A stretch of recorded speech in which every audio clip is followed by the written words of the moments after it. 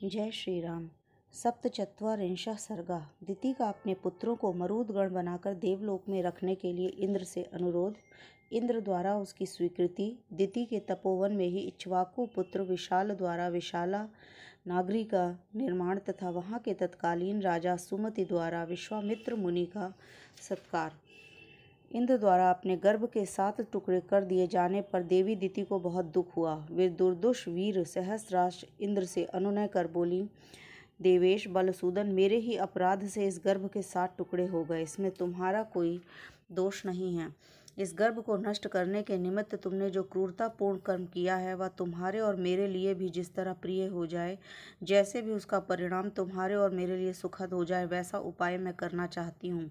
मेरे गर्भ के वे 7 खंड 7 व्यक्ति होकर 7 मरुदगणों के स्थानों का पालन करने वाले हो जाएं।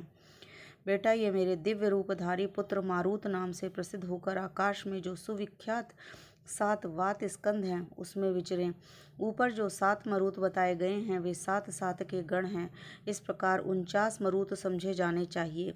इनमें से जो प्रथम गण है वह ब्रह्मलोक में विचरे, दूसरा इंद्रलोक में विचरण करे तथा तीसरा महायशस्वी मरुदगण दिव्य वायु के नाम से विख्यात हो अंतरिक्ष में बहा करे।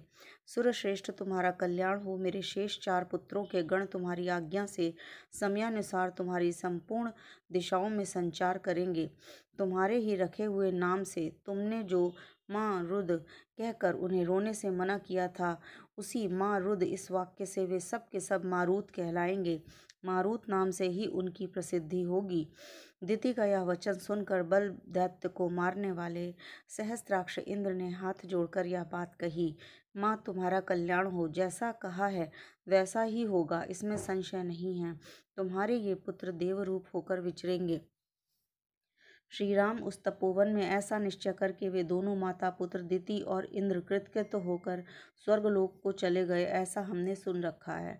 काकुस्थ यही वह देश है जहाँ पूर्व काल में रहकर देवराज इंद्र ने तप सिद्धि दिति की परिचर्या की थी। पुरुष सिंह, पूर्व काल में महाराज इक्ष्वाकु के एक परम धर्मात्मा पुत्र थे जो विशाल नाम से प्रसिद्ध हुए। उनका जन्म अलम्बुसा के गर्भ से हुआ था।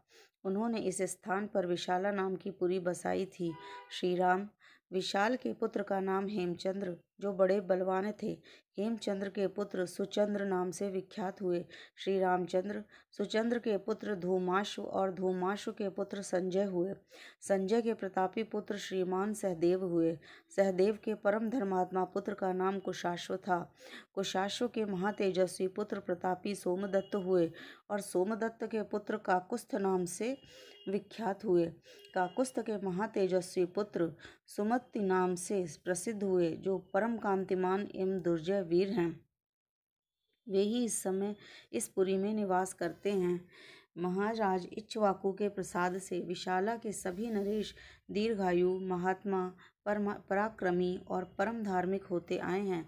नरश्रेष्ठ, आज एक रात हम लोग यहीं सुखपूर्वक शयन करेंगे, फिर कल प्रातःकाल यहाँ से चलकर तुम मिथिला में राजा जनक का दर्शन करोगे।